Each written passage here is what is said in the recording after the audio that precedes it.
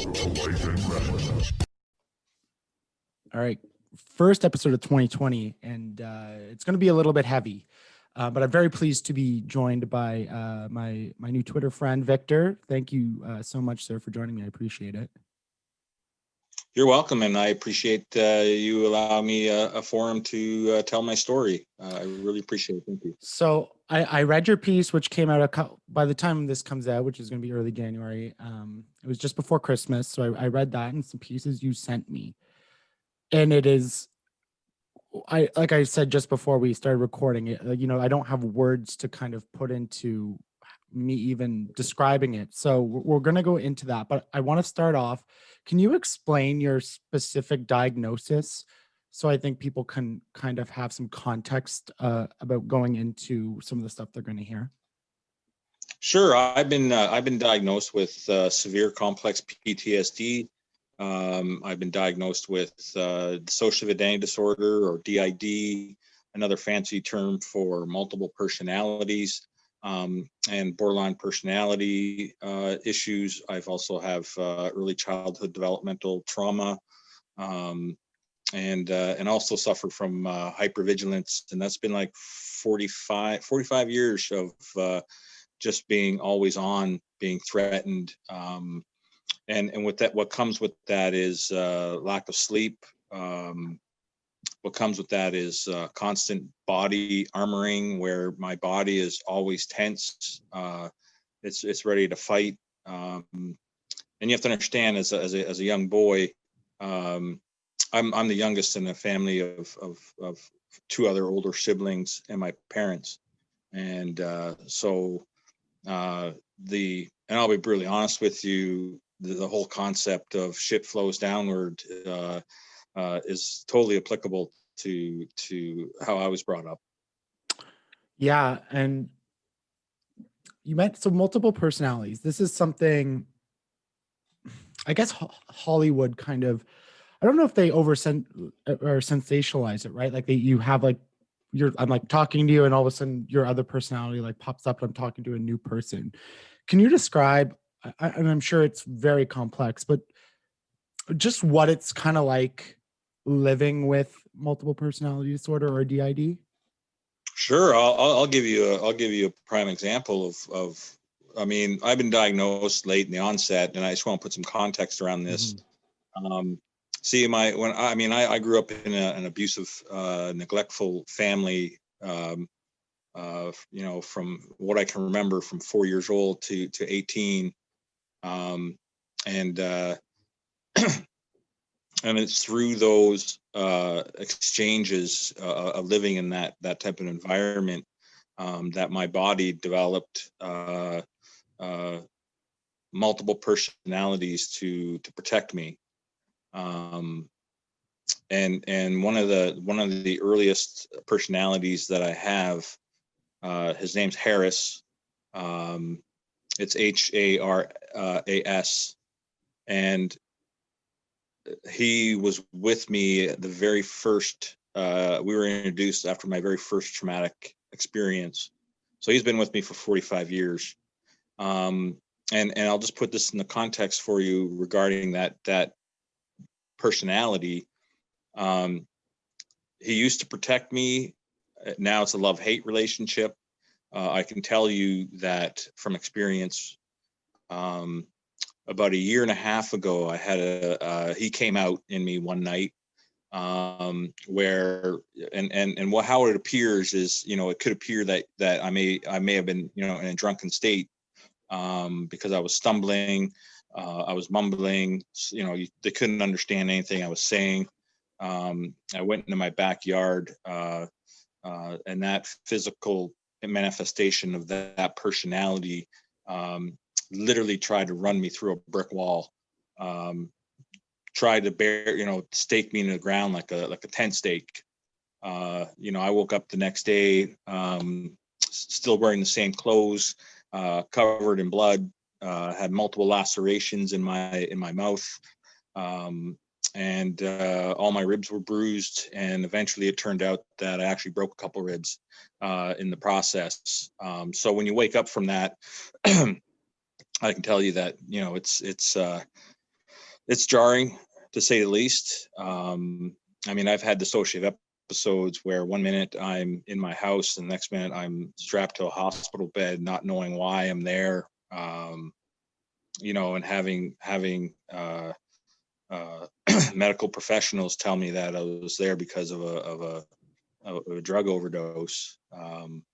And knock on wood, you know, my whole experience as an adult and as a lifestyle, it's been pretty hard. I lived a hard life. Most people don't see it as a hard life, but they don't see me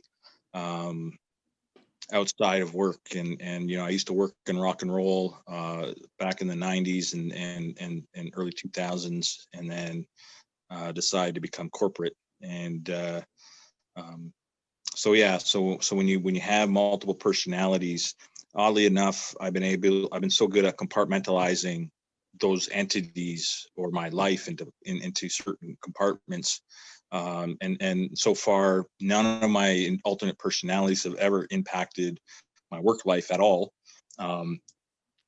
It's just everything after work life. You know, the 12 hours or whatever you want to call it after that, that's where it gets a little dicey. But yeah, I've had, like, there's holes in my memory. There's holes where you know, you can't chalk it up to sleepwalking. I mean, just the other night, I had a night terror that, you know, I usually get them every night anyways, but this particular one, I remember waking up from it. But I don't remember anything else. And there's a 2-hour window there where you know, I have no recollection. I know that I took a beating because my ribs are pretty much done in most times. Groin's done in. Different body parts are done in, and it's interesting because through the beatings, I've learned which personality has come out and which one hasn't. There's two of them that are on the more violent side, and that is this Harris individual, and then an individual that we labeled as the Beast. And the Beast is just all about pure rage. He's all about just hurting me, really hurting this physical body. So that when I say that, I mean the head is fair game. My groin, everything is fair game. So you know, it's a little jarring. There's no way of stopping it. There's no magic pill, but it's par for the course. So hopefully that answers your question.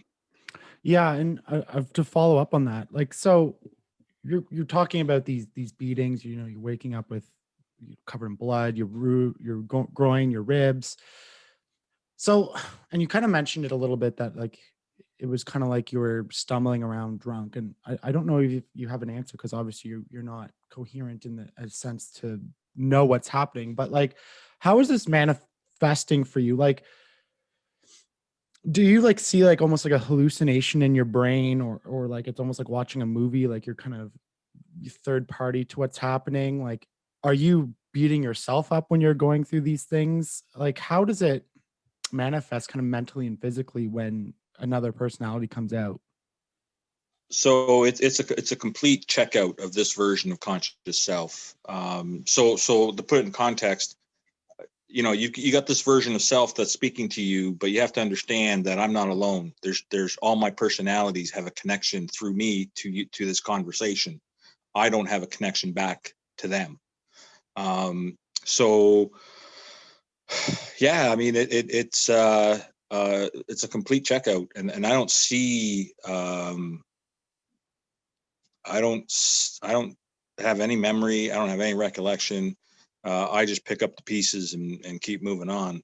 I mean, you know, the closest thing that I've had this year that I don't know what you want to call it is I had one night where all my personalities tried to come out at the same time. And it's not pretty to watch. And it was an internal battle. And this might sound ludicrous to some people, but I can tell you it's probably the first time that I've ever hurt this version of conscious self has ever been able to hurt Paris. And I want to put it in a broader context here. You see, for the last, I'm on 44 weeks now, where I suffer nightly episodes. On average, they last about 2 hours, and I get to re-experience on every level, your emotional, your mental, your physical, and your spiritual. I get to re-experience most of my childhood trauma. And to put this in the context, so yeah, I'm a 5-time suicide survivor. When I was 10 years old, I tried to commit suicide 3 times in one summer. Was successful once with a drowning, and just by chance, someone was walking past the pool and saw me floating and brought me to life. But when they pulled me out of the pool, I was unconscious, no pulse, and so I'm not going to spoil it for anyone. For my interpretation, I've been to the other side. I know what's there. So when I look at the world these days, I mean, I look at everything that I see, Ryan, and to be quite honest, I'm not intimidated nor scared by anything man wants to throw at me, because I've been to the other side. You can't scare the walking dead. And I'm not saying that to be a bravado or anything like that. I'm just telling you my truth, and the things I've learned with these nightly episodes. It comes to a point where you look at it and you say, well, reality is lunacy, and lunacy is reality, because at certain points of time, I feel every sensation. I feel exactly the precise moment where your body separates from the soul, where your soul is reunited with the body. And I can tell you that our body's not designed for that, but it's extremely painful. I convulse violently on my bedroom floor on a nightly basis. And there's times where my reality gets so fucked up that you can't rely on any of your senses, because 1 minute you're smelling the chlorine of a pool, the next minute you're tasting dirt from the ground where you hit, and you're that you're laying on your bedroom floor, but all your senses are telling you you're not. And so I mean, it's there's a brutality in mental illness that most people want to deny, and I'll swing this into this conversation. You see, my ex-therapist, the downside to the Ontario mental health system is the fact that we don't have a triage set up for mentally ill people. I can tell you that when I had my breakdown, I was left to my own devices to find a therapist, to find someone, and that's just, well, here's the internet, go look. So I thought I found a therapist, but clearly, after 2 years, she underestimated her abilities, was boxing way above her weight class. No one expected that what came out of me to come out. And with my dissociative identity disorder, my multiple personalities, they know how to use technology. It doesn't matter what I do to stop it. I've deleted people's contacts. I've put multiple passwords on phones, devices. They still know how to get in. They still know how to send email. And it comes from my account. And so on that note, my ex-therapist, hung me out to dry in the court of law, stating that, that I was uttering threats, which in all essence, one of my personalities did that. And so anyways, long story short, I went to court. I was charged with uttering threats. I was charged with harassment or criminal harassment. And yet, there was a 8-page medical report by my current therapist, who's a medical doctor first, and then specializes in psychotherapy. And there was a 30-page psychiatric assessment done by a forensic psychiatrist. And it turned out to be all irrelevant, because the psychotherapist, who's a female, she had more power. They saw what they wanted to see, and they ignored the rest.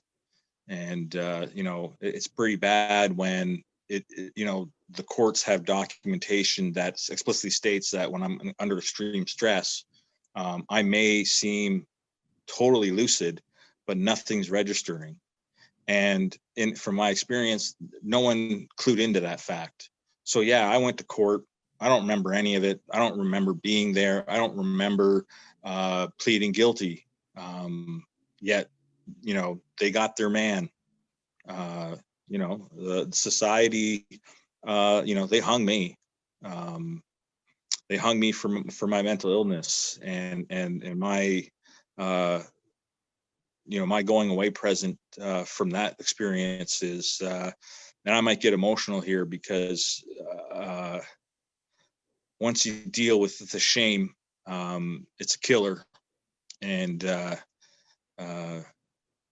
I feel as though society, my own community, and for the majority part, the mental health industry and Ministry of Attorney General,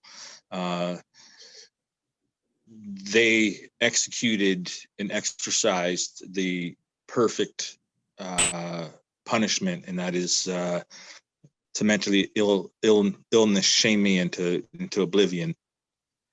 Right. And that's what I'm dealing with now. Is I struggle with a lot of shame, because of no one understanding, so I could be understood. Right. And there's a lot of anger, there's a lot of rage, there's a lot of resentment that comes with that. And throughout this whole process, I want to be clear on this too, is I have no kind words for CMHA. In my own community, they banned me for life from all their services.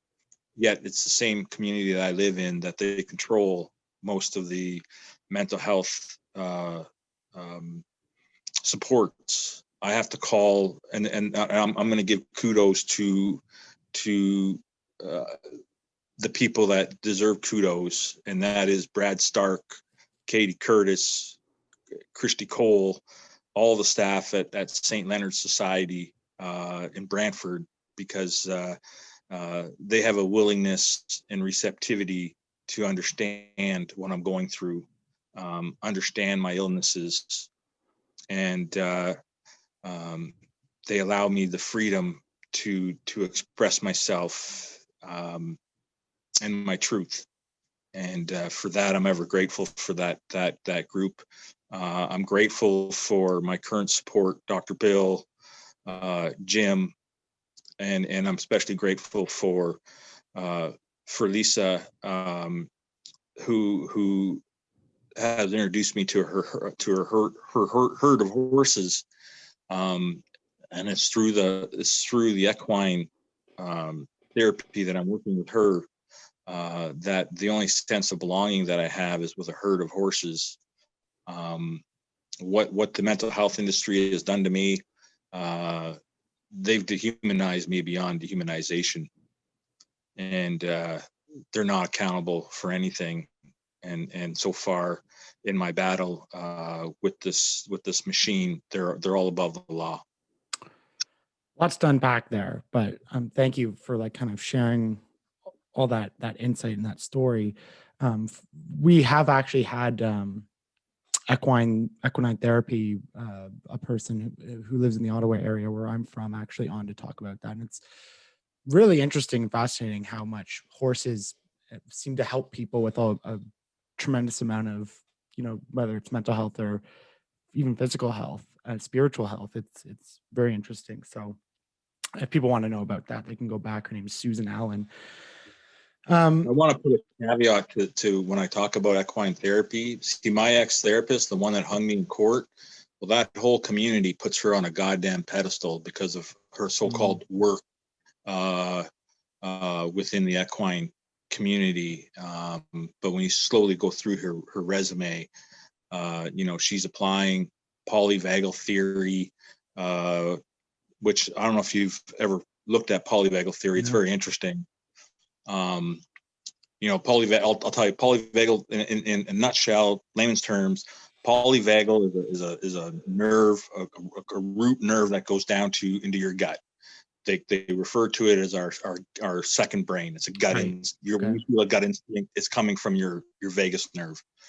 Anyways, yeah. So she's taking these techniques that were developed in the human world and applied them to horses. She even has Stephen Porges' endorsement about her work with horses, which to me I think is complete bullshit. And my ex-therapist, everything I say about her, she'll tell me that it's either harassment or me, trying to discredit her.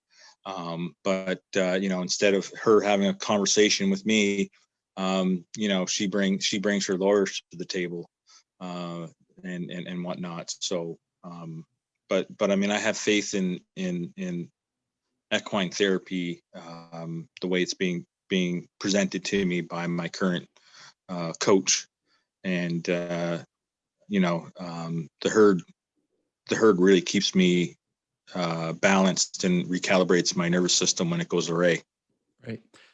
So, I mean, when you talk about the mental health system, people with even the simpler, I guess, quote unquote, simpler problems of anxiety and depression have a lot of issues with trying to get help. But when we go into these more severe and complex issues that, just by the sounds of it and from other episodes of the podcast, how difficult it can be to get help.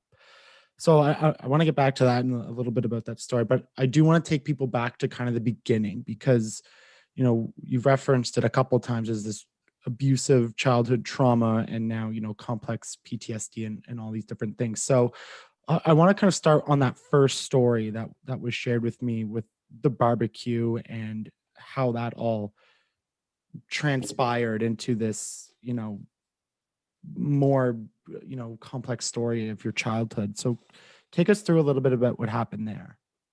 Sure. And before I start in this conversation, I just want to tell your viewers and your listeners, whatever you're drinking, whatever you're eating, put it down, swallow, because this is going to be hard to take. So as a 4-year-old, I remember as clear as day. I remember standing in front of the it's the I guess the hibachi barbecue. I remember the warmth of the sun on my back. I remember looking at how bright everything was, and I had my older brother behind me, riding his bicycle up and down the driveway and doing skids behind me while I just watched the fire in the hibachi barbecue. And you have to understand, at that point there were no grills on top of it. It was just open coals. And my eldest brother was at the bottom of the driveway playing and whatnot. And I just remember, last thing I remember is hearing my older brother chuckling as he's riding his bike up the driveway as fast as he could. I heard the skid mark, and then I felt the pain on my ankles, and then a hand on my back. And that's when I fell forward, hands first, into the fire. And I'll never forget watching, seeing how bright red the coals were, and watching how black my hands were, getting sucked into the coals. And then of course the excruciating pain of the cast iron, hot barbecue side branding my chest, across my chest. And then the worst feeling ever was feeling the flame trickle and tickle my eyeball. And I just remember pulling myself up, couldn't scream, couldn't do anything because I inhaled a lot of the hot air and the flames down my throat, damaged my vocal cords, and I just remember turning around, and I don't remember anything else. And then when I came to next, I was, I had my one eye was already bandaged up. My hands were like big boxing gloves. They were just bandaged up in they're just bandaged up. And I remember the bright light. I remember feeling the cold table on my back. I remember seeing two masked people in front of me, a female and a male. And I just remember watching them peel stuff off my chest and whatnot.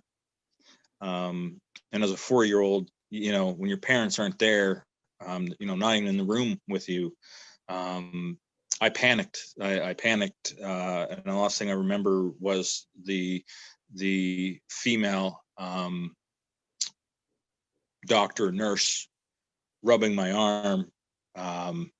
Saw a tears coming down her face as she, as I was panicking, and then I just remember being stabbed in the arm with a doctor with a needle from a doctor, and I blacked out again after that. And then my last memory is stumbling through my front door with my parents, or with my mother. I should clarify that, with my mother and my two brothers at the time. And they my two brothers were sent to their room, and my mom walked me to our kitchen dining room area in a little hallway, and she went to the kitchen, and I remember her saying to me that I scared her,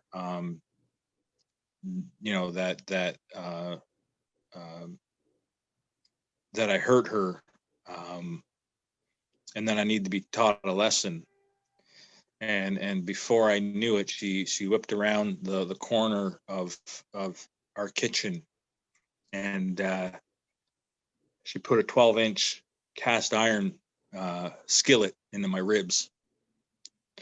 Of course, that didn't really knock me on the ground. She put her boot through my stomach. That didn't knock me on the ground either. It wasn't until she put her foot through my groin that I hit the floor. I just remember having my hand bandaged up. And sorry, I'm getting a little emotional here. I remember spitting black and red crap out of my lungs, out of my chest, my throat. And then I remember my dad coming home. I remember hearing his footsteps, his work boots on the floor. And I remember his belt coming off. And I remember each sound the belt made as it passed through the denim loops. And he grabbed me by the arm, left arm, yanked me off the floor, told me I scared my mother. They both told me it was my fault that I fell into the fire. I shouldn't have been there in the first place. My dad went on and beat me till I bled on my back with his belt. And then they put me in their room for about 8 hours. And you gotta understand, the last thing they said to me was, "You're the mistake, but we still love you." And that's the day I met Harris. To think about doing that to a child is unconscionable. To do that to a child who just went through perhaps one of the most traumatic and painful experiences a human can experience, and then to inflict that amount of pain and suffering on top. Like I said off the beginning, there's just like reading it was one thing, having you tell it was one thing. To experience that, like, I don't know, that, like, there are no words. Like, that is just the most horrible thing I've ever heard in my life. And to put into context, your family denies that happened, correct? Yeah. My mother is deceased, and I'll be honest with you. She was a terrible mother, but she was a great grandmother to my kids. Never harmed them. Always showed them love. And I'm not the one to deny my grandkids to not have access to their grandparents. I'll be honest with you. I mean, it's been 21 years since I've spoken to my father. We live in the same community. It's been a few years since I've spoken to my older brother. We live literally 2 blocks away from one another. But you see, he's so highly regarded in the church. And the church plays a big role in all of this, because I've been one who's always seen through the hypocrisy. I experienced the hypocrisy firsthand, where my family put on a show every Sunday saying, look how normal we are to the church. And then I go home and I get beaten by everyone in my family. And then I get labeled as I'm the bad guy. I'm the black sheep of the family. But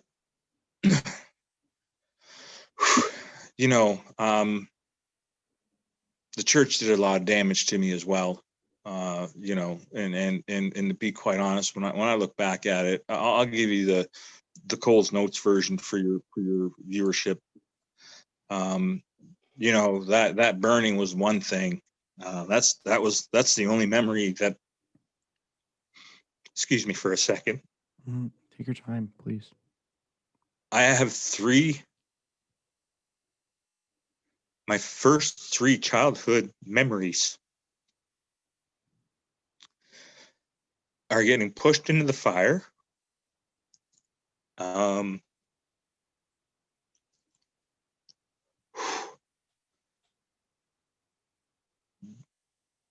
Being on that hospital gurney, and then the abuse. Those are my first 3 childhood memories. I don't wish it on anybody. And excuse me for a second. Yep, please take your time. It, like I said, to think about, what you went through and how you've come out on the other side. And we'll get into some of that other stuff coming up. I don't want to use the word inspirational, because there's no way to ever say that you deserve to go through anything that you went through, and that you're using this for a form of good now. I mean, it's, again, I'll keep saying no words, because it's just most horrible story. Like, it's like a Netflix documentary where people just get utterly shocked and disgusted. So you went through this with your entire life now. It kind of seems like a lot of people have been discrediting you, not believing you. You're trying to share all these stories and things that have happened to you, and through now, from then till now, you have people constantly undermining you and telling you you're a liar. And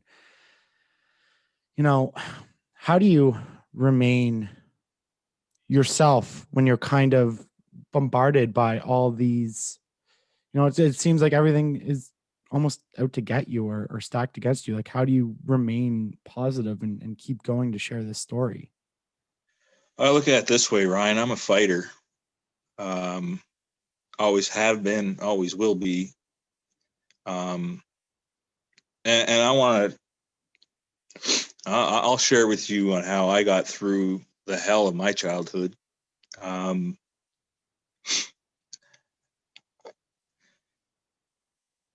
you see, my family of origin, it didn't matter if you were sleeping. It didn't matter what the environment was, as long as the house doors were closed. I got abused physically, mentally, psychologically. And most of the time, my brothers and parents always had weapons. They would weaponize anything in a house that's not nailed down, and they would beat me with it. And the way I got through it is what most people would call self-harm. And you see, I used to wake up in the middle of the night. For example, that skillet that my mom used, I used to take that skillet, and this is no lie, this isn't bullshit. I used to take that skillet and beat myself 50 times on both sides of my ribs as hard as I could.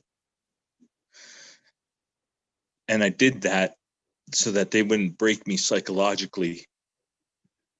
I did it so they wouldn't break me at all.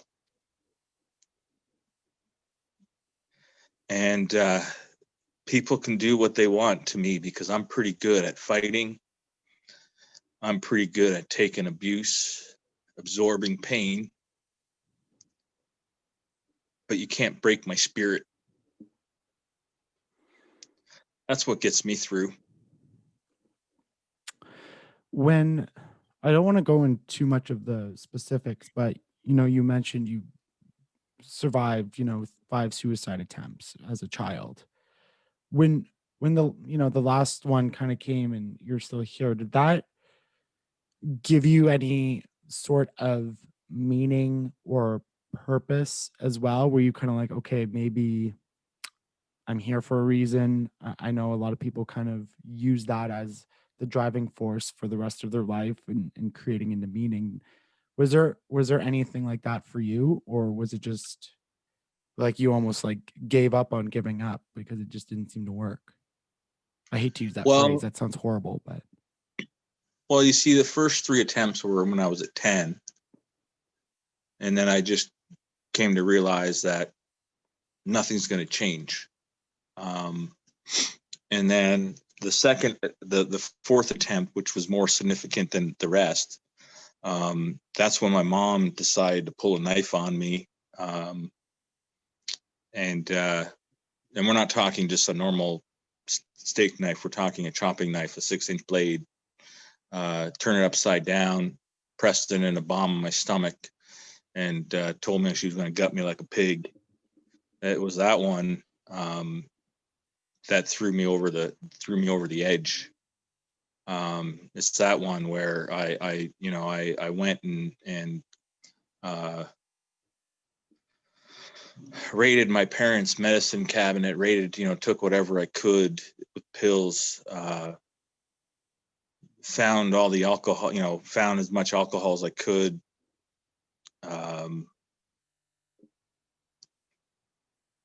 Bought as much cocaine as I could.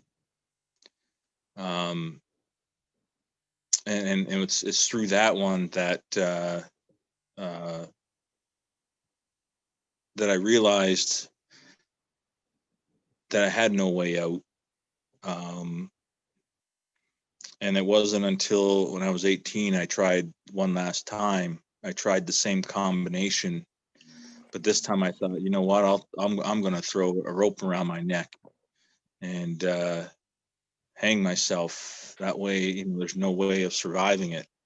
If the alcohol didn't get me, or the medicine didn't get me, or the illicit substances didn't get me, at least the rope would. And it was that one where the rope broke,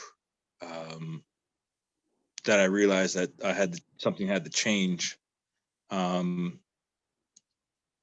are a lot of things a lot of people don't know about me, and I was living, and it feels like I still live a double life.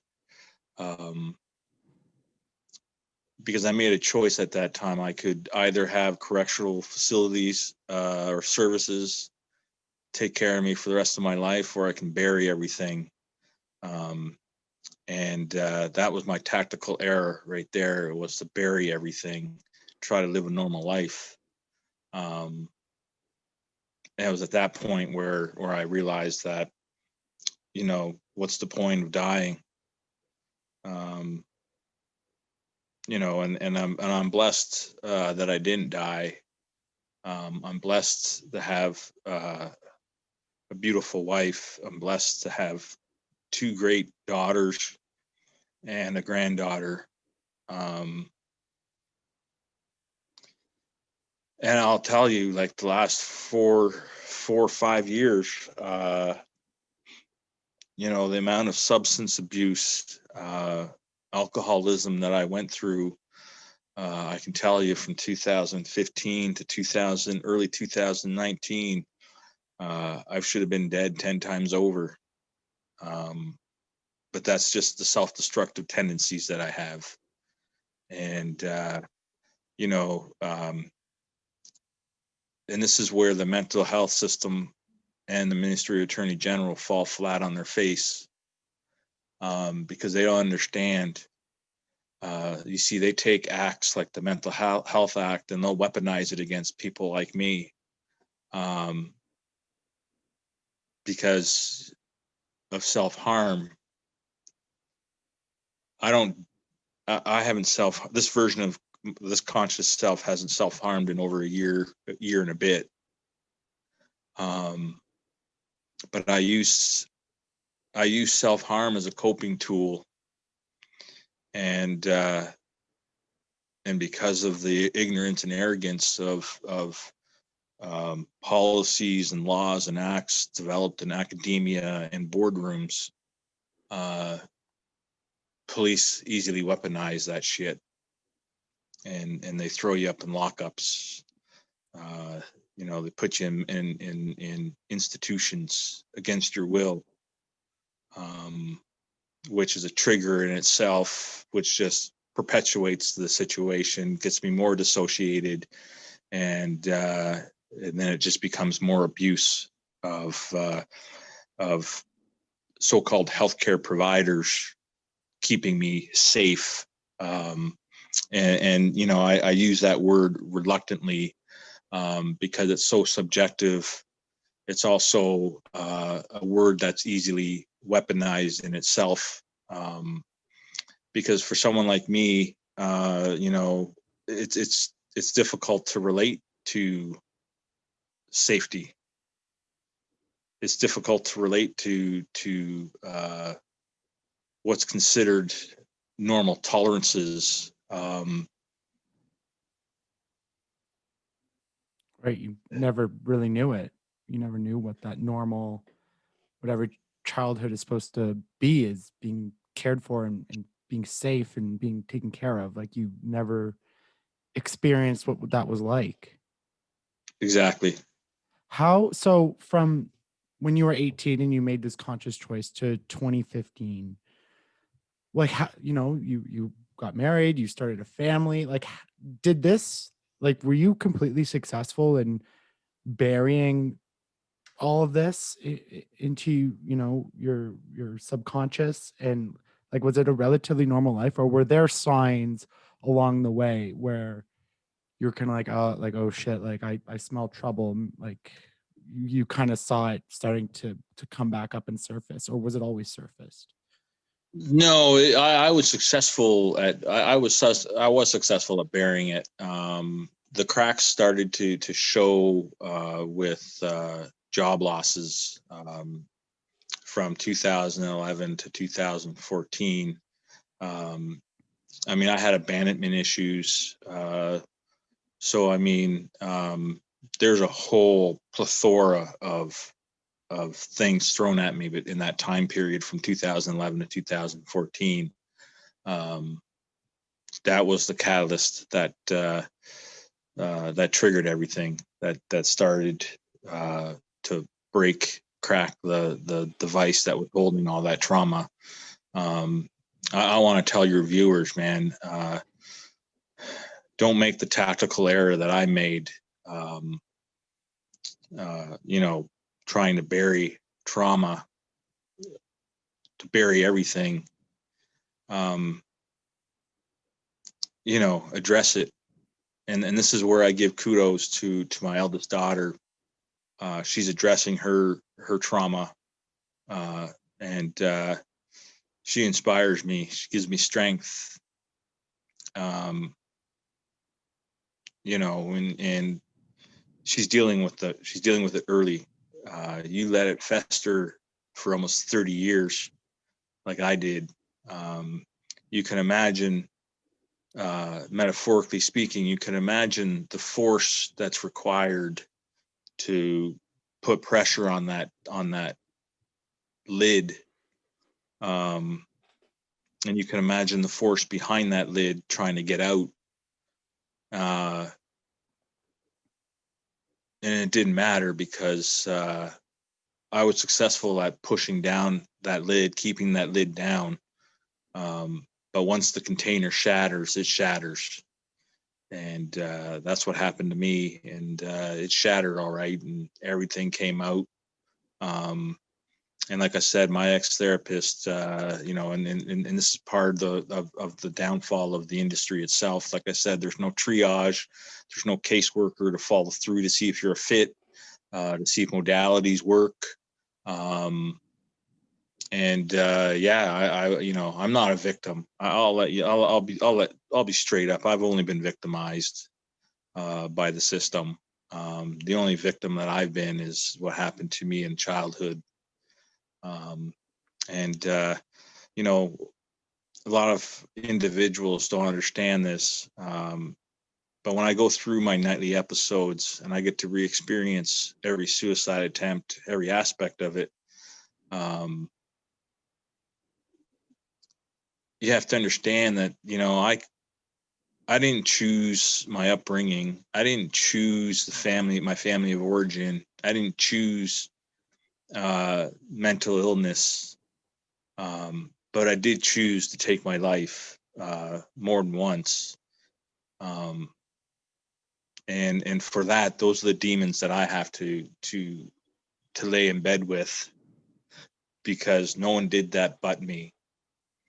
And a lot of people say that, it's a narcissistic viewpoint. But until you go down that road, and I'm not telling anyone, just to be clear, I don't want anyone to go down that fucking road. But until you go down that road, you don't have a fucking goddamn right to judge what I have to say, put a label on me. Because I made those decisions to try to take my own life. Those are the demons I gotta lay in bed with. The rest of it is I didn't choose.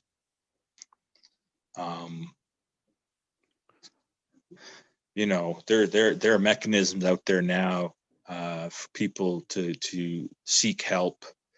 And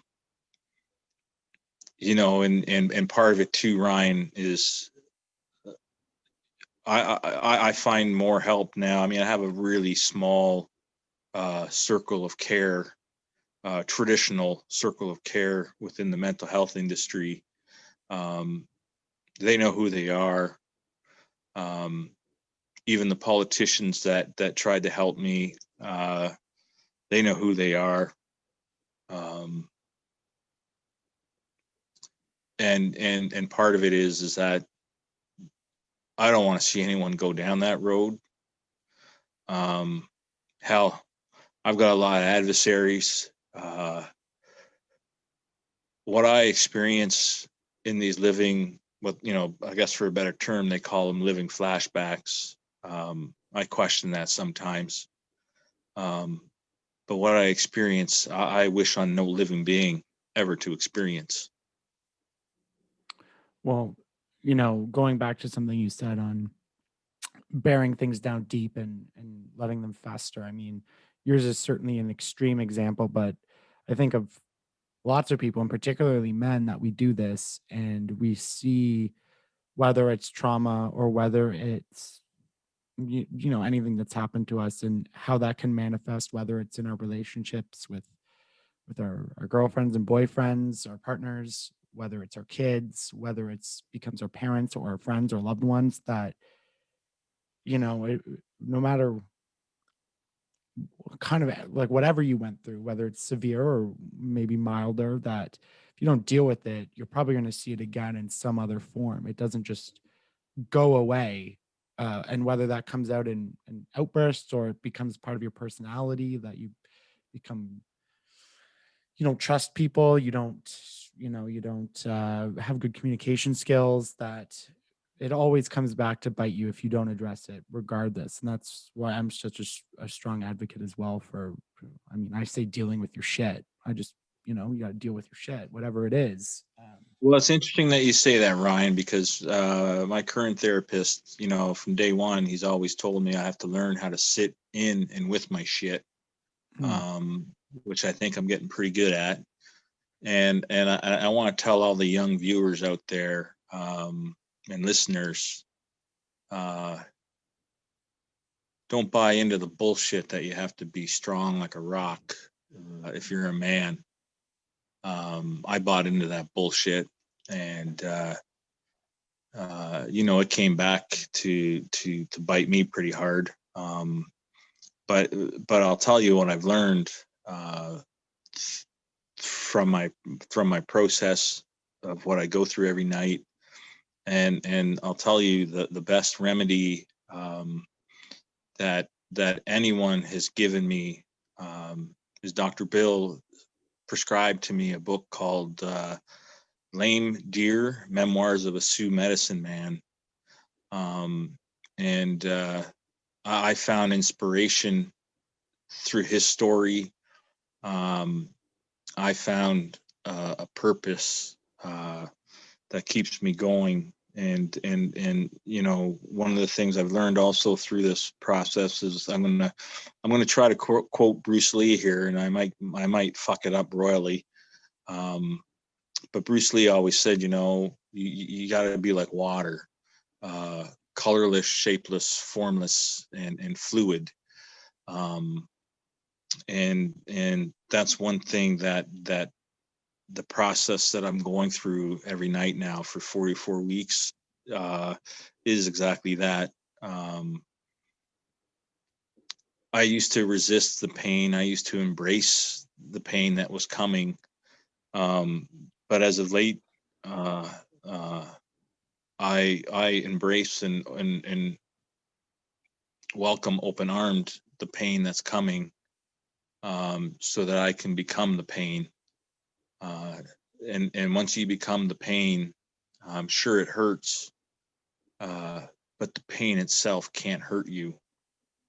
Once you become the pain, you can flow with it, you can dance with it, uh, you can move in every which way it goes, and it's less about uh, the sensation of pain. It's more about exploration of your tolerances and life in general. So every time I think of being like water, um, you know, I try to be as fluid as I can when I go through my episode. I look at water and just that metaphor of water. I mean, it's the essence of life. Um, you know, and when you start thinking about in Lame Deer and a couple other books that I read that Dr. Bill has turned me on to, is another book called Black Elk, and he talks about the endless circle, um, and you know, everything that we look at in life itself, um, how society is set up. Uh, it goes against the grain of how we're supposed to exist. We're not meant to be stationary beings. We're not meant to live in boxes, um, within boxes. Uh, when you look at nature, you don't find a 90-degree corner anywhere. Everything has a curve, everything's a circle, everything flows. and what our species has done to the country, or to this to the earth, is we've done everything the opposite of what we're supposed to do. And and it saddens me when I look at how the world is now. And at the same time, I don't know how to get myself out of not living in a box, supporting my family. As a society, we're in it too deep. Uh, we definitely need to reset something. Um, and this pandemic is just the first shot over our bow, by Mother Nature. Um, because what I've learned through my nightly experiences and episodes is that, um, we talk about control. Our species talks about control. Our species talks about choices. I can tell you that's bullshit. Um, Control is a construct closely linked to choice. Um, when I go through my episodes, Ryan, I have no choices. I have no control. Nature is going to take its course. Nature is going to run its course. I'm only there along for the ride. Um, and I'm noticing the importance of human connection. And even though I've been isolated into obscurity, by CMHA in my own community, um, it's I gotta take whatever's happening and turn it into a positive somehow. Is that why now you kind of decided to start sharing your story in some of this? It always amazes me, just talk about anxiety and depression, which are the more common mental illnesses, and how stigmatized they still are. I started to get into conversations with people about, bipolar disorder and PTSD, and how even more so. But when you get into mental illnesses that are always, we talked about it at the beginning, that are glorified and sensationalized to be, you know, they're just to be violent, to be used for entertainment purposes, where you can make a villain out of them because they have this mental illness. It always amazes me that people share these stories knowing that when somebody hears it, it could easily make them afraid, and perhaps make it worse, because people aren't always open-minded to it, especially when it comes to the mental illness aspect. you know what made you want to start sharing it, and sharing it so deeply with people? Well, it came down to the fact that I reached out for help. I tried to escalate things. I went down every rabbit hole when it comes to safeguards. And the tipping point was, our current mental health. Well, he's not really a minister; he's an associate minister. Um, uh, Michael Tabolo, he's a no-show. Period. He's never shown up. I've given him, I've given him so many open invitations to have dialogue. And he's more concerned about, if you follow him on Twitter, he's more concerned about optics. He wants the next photo op saying, "Look at me, look what we're doing," instead of dealing with the dysfunction of the system. But the real tipping point came when uh, um, my MPP, Catherine Fife. I mean, I want to give her kudos. I have much respect for her office.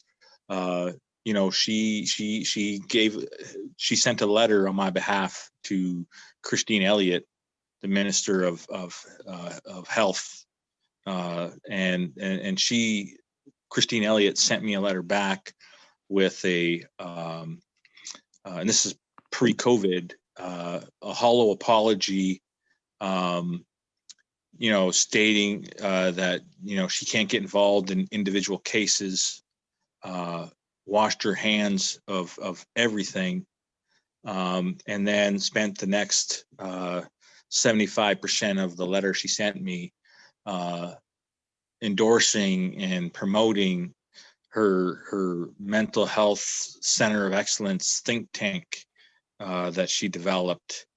Um, and yet, when you look at these things, these these organizations that are built.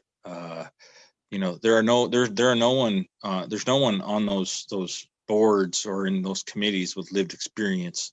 I keep asking for people to produce it, put it up front and let me see. They keep telling me it's there, but they can't share names. They can't tell me who's on that. And so that was the tipping point. When our own health minister is arrogant and ignorant enough to slap a mentally ill person in the face and wash her hands of everything when she's supposed to be accountable for the ministry and everything under it, that was the tipping point. You know, and that really came home, and so you know, I've spoken to Doug Ford, some of Doug Ford's cabinet ministers, just cabinet people. I've tried every which way to get in touch, to have dialogue about mental illness, about the dysfunction of the mental health system. I've heard for years now, from my own supporters who support me, saying that, you know, the system's imperfect. It's the best that we have. You know, and I've pressured all these people who support me, you know, saying, when are you going to get off your ass and do something? You know, and everyone's hiding behind these self constraints of saying that it's beyond my scope of practice. It's outside my scope of practice. It's not my function. It's bad business, political optics. So when you get to that point, you know, it makes me question who's really mentally ill. Who are the sick ones? Me, or is it the system, the people in the system themselves who are sick? Because no one has the guts to stand up and actually say something. You know, but and please don't get me wrong. I'm not trying to knock anyone down. I'm not trying to discredit or be disrespectful to my supporters. We've had this dialogue multiple times, but it's this very dialogue. It's what the system has done to me that undermines everything that my circle of care is trying to do for me. And you know, it's a challenge. You know, I'm not the easiest person to deal with when it comes to this bullshit, because I call it like I see it. It's bullshit. But yeah, the tipping point was when the gutless and cowardless Christine Elliott slapped me in the face, gave me an empty apology. And you know, from my perspective, when I look at it, the entire mental health system, top to bottom, is cancerous because it comes from the top. The attitude comes from the top, and it flows down. And I don't want to say that there are good ones or bad ones. I mean, I've got compassionate, kind people, and I know that they're, you know, they're at their core, they're genuinely kind and compassionate people with good hearts. But when the system keeps doing what it's doing to me, it makes it very difficult for me to accept their support, because I already have trust issues. And these trust issues come through in some of our dialogue. And but you know, like I said, my hat's off to Dr. Bill, Jim. I mean, those two guys, they've been with me the longest. They've seen the shit that I've been through. They've seen the good, the bad, the ugly. And then in just most recent years, I think about 3 years now, you know, Brad Stark and Katie Curtis and Christy Cole and everyone at St. Leonard Society, they've seen the good, the bad, the ugly. And, you know, the damage to me has been done. You know, the abusers and criminals at CMHA, well, that's what they are. You know, and it strikes me how an organization that is supposed to help you bans you from their services. What does that say about the organization? And then, Helen Fishburne, she blocked me on social media, which is kind of funny. It just shows that she's another coward, doesn't want to deal with her shit that she caused. And then, CMHA National, well, they blocked me on Twitter too. And that's because this organization's a coward. When I look at everything, and I'll look right in the camera and I'll tell you right now, Christine Elliott, Michael Tabolo, your ministries made me what I am. So accept it. They won't. That's what they do. They deny everything. They deny the truth. What I represent, I've been vilified. I've been demonized. I've been shamed into oblivion, Ryan. And what I represent is their own reflection. And the only reason I get attacked online is because people don't like their reflection, because I reflect back the dysfunction. And I'm not going to stop, and to be quite honest, there are no immunities to my dehumanized commentary. We might have this conversation. You might say something on Twitter that I totally disagree with. I might come across as being an asshole, in a response, but understand that there's no immunities for my dehumanized commentary. I will call bullshit when I see it, regardless if you're a friend or you're a foe, because something has to change. Something has to change. And one of the things that I keep struggling with, and what I'm learning about change, change only occurs, and especially after the summer we had of all the violence and all these movements, and that is, change only happens when two things are occurring. And one is if there's going to be extreme monetary gains or losses, or out of violence. Unfortunate, but yeah, I agree with you on that. If you really want to see true systemic change, that politics and talking about it very rarely works to the point where you really need it to, and that's the unfortunate part. People in power do not want to give that up, and you can see that through your story. I just want you to be aware. I'm not endorsing. I'm not endorsing any violence. I'm not endorsing. People's decisions to take their own lives. That's a personal choice. I'm not going down that road. I'm not endorsing any of that. I'm just telling you for what I've learned from my experiences. It's but I'm learning, and I'm always learning, and everything that I say comes from a place of humility. Well, if you take your story right back to the beginning of our conversation to where you are now, like your story is a complete narrative of how broken all of the systems we have set up in place to protect people very often fail people, right from taking a child who's being abused to an adult who's suffering from severe mental illness. Every step along the way, there were probably lots of chances for the system and people to intervene and help you, and they didn't. And now you get to a point where you have to take on the role of protector of yourself and your community and people who experience things like you do, or mental illness, that now the system has made you have to become your own protector. And that's what happens a lot with anyone who suffers from mental illness and tries to seek help, and how inaccessible getting the help is.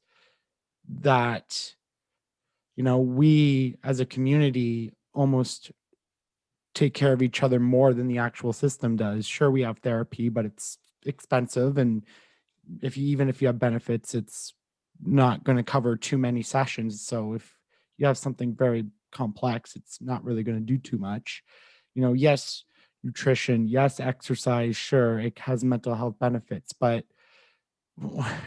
when you have people falling through the cracks like you did, and then having it turned around on you, it just leads to a perfect narrative, and not perfect in a good way, for somebody who's looking at how broken the system is, whether that's mental health or health wise or child welfare, that the complete thing we've set up to protect people is broken, and it really doesn't work in probably more ways than it does work. And it really, Ryan, it doesn't. Yeah, you know what? The system doesn't work, and I don't know if you want to call the system broken, because from my perspective, everything that I've been through, every rabbit hole I've been down, every safeguard that I've been told that is there, and the other side of the equation will argue that the safeguards were there, but the system's designed intentionally to protect the professions, to protect the politicians, to it's not about protecting the public at all. That's just lip service. The system is designed and intentionally executed the way it's been executed. So is it broken? From my perspective, your perspective, probably is broken. But from the politicians' perspective, it's working just fine because it's designed that way. right? It's designed so. And here's my experience. Andrea Horwath and Catherine Fife and the NDP party. They're our provincial opposition party right now. And yet I've gone to them for help. Catherine's worked with me for 2 years. I've gone down every rabbit hole. The ombudsman, for example, it's bullshit. They have no teeth. They have no jurisdiction. They're glorified note takers. There are no checks and balances in the system. I mean, our own official opposition party can't even pressure these people, of what's going on, and so if they can't help, who can? Right. And right now, my only weapon, and it's not. I want to use. I don't want to say that it's not a weapon. My only tool in my toolbox right now is to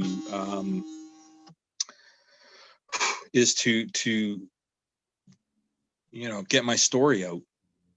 That's Right. my only tool, because no one's going to believe me. I've been called a liar, cheat, and thief long enough. I don't expect anyone to believe my story.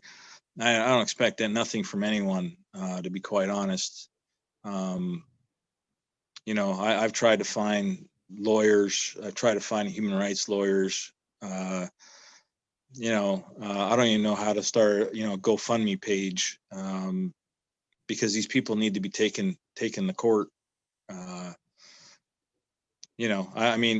I'm working on human rights tribunal applications for multiple offenders, but I can be honest with you, I have no faith, I have no confidence in that mechanism either, because so many systems have failed me already.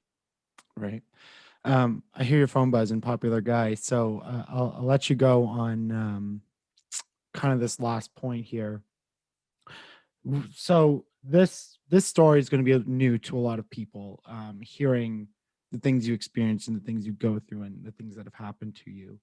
So it's going to be very new, and people aren't going to know what to do. So if for anyone who's watching, listening, and you specifically want them to have a takeaway or some sort of actionable item that they can do, what would that be? What can people do to either help awareness of this illness, of whatever? Like, what is those actionable steps you'd like people to take away from this?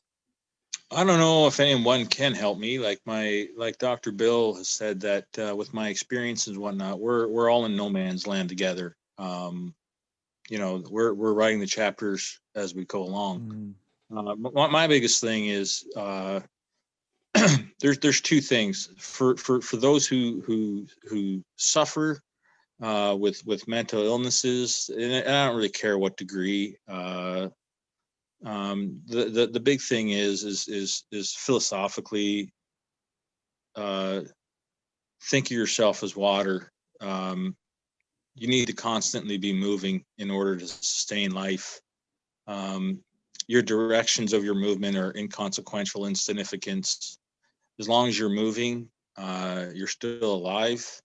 And if you're still alive and you're and whatnot, that means you can learn.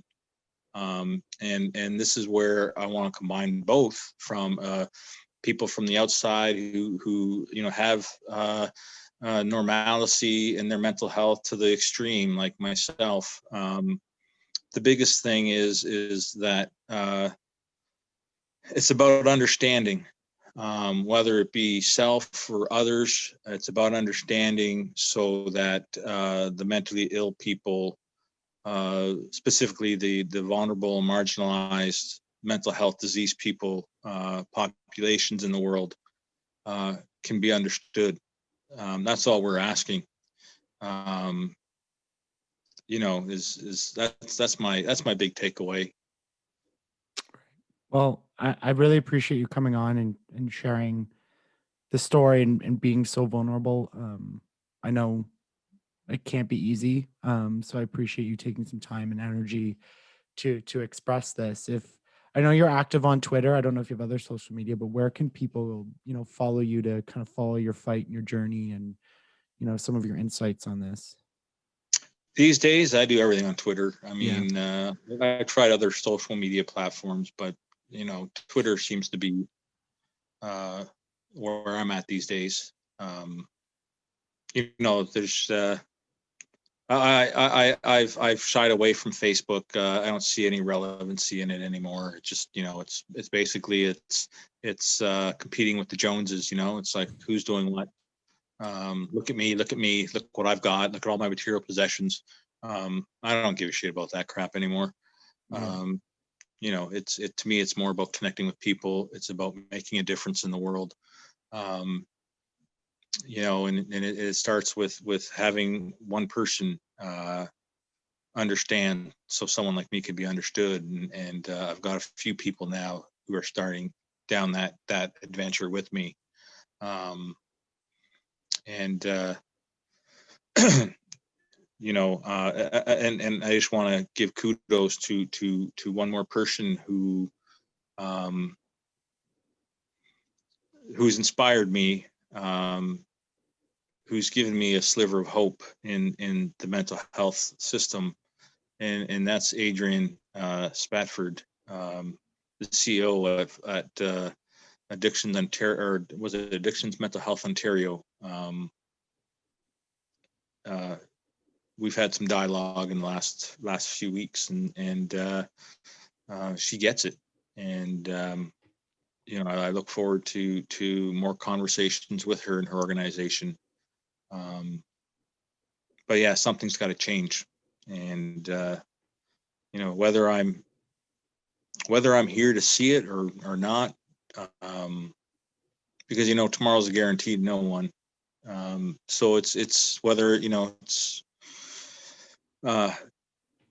essentially it's we need change, and we need to help the vulnerable and marginalized mental health disease people, and we need to separate it from all the other movements, because I'm finding too often it's being dovetailed into another movement, or being overshadowed by another movement. It should be something that stands by itself, just like the other movements. But it's very hard for voters to see that when you put me in a crowd of people. I look just like you, from at face value. You can't tell there's anything wrong with me. And that's a real shame. That's a real travesty that people are that judgmental. There needs to be more tolerances. There needs to be more openness to dialogue. And I mean, and when I say dialogue, I mean unrestricted, constraints-free dialogue, because mental illness plays by no one's rules. it doesn't care what label, title you have. It doesn't care. You know, but if you don't work at it, it will eat you alive. And yeah, I mean, I just hope the best for everyone. And you know, like one of the things I always look at is, I always tell people, you know, appreciate what you have. And I don't mean that in a lifestyle or material possessions point of view. It goes much deeper than that. Um, and I don't know where to go from there, but you know, I just want to thank you for the opportunity to share my story. Um, you know, I know we chatted for an hour and a bit now, and you know, we're just scraping the surface, Ryan. And you know, if you ever want to have me back on your show, pick a topic and we can dive deeper into it. You know, I've learned a lot.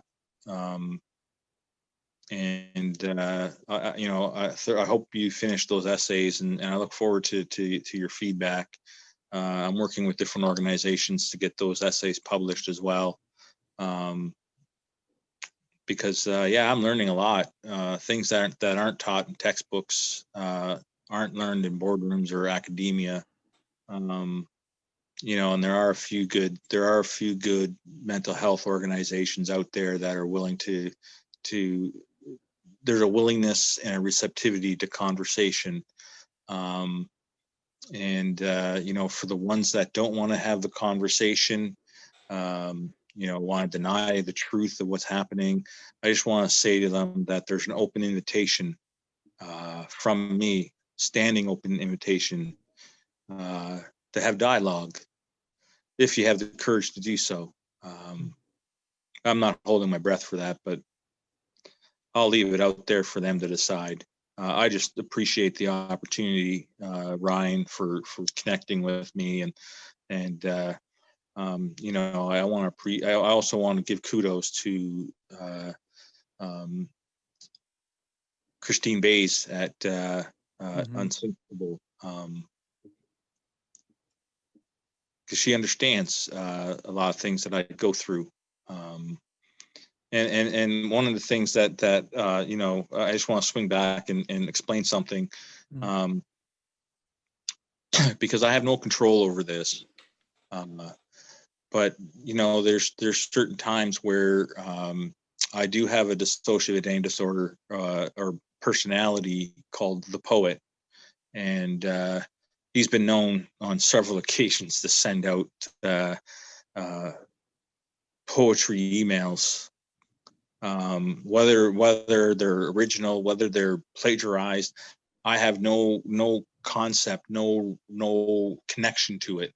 But I'm grateful that, you know, my circle of care sends these things back to me, because like you, I'm a virgin. I'm reading this stuff for the first time. So I want to put that out there, Ryan, in case you ever do get an email from me. It'll be signed off by somebody, the poet. You know, because if you get something from me and it doesn't sound logical, or it's out there, if you scroll down the bottom and you see from the you know, the poet, you know, whoever the name is, you'll know it's from one of my identities, and not from this version of conscious self. That's one of the demons, and one of the risks of having conversations with me, is that I'm never alone. We're never alone. And I don't know how other people with the ID feel about that, but from my perspective, from my experiences, we're never alone. Even though, you know, you feel like you're alone when you're suffering, you know, we all suffer as a collective. Right. Well, that it was, you know, without people like you willing to put in all the extra work and effort, we're not going to see change. So thank you for that. Um, you know, I'll keep following along. The emails coming in. That's quite all right. And yeah, I look forward to maybe chatting down on the road and getting deeper into this stuff and see how your fight and against, you know, the powers have progressed and where we're at. So Victor, I really appreciate this conversation. Thank you. And you know, all the best going into the new year for sure. My hat's off to you. And, you know, like I said, you know, I just want to wish you a happy new year and many blessings to you and your family. Thank you, man. And same to you. I really appreciate it. Cheers. All right.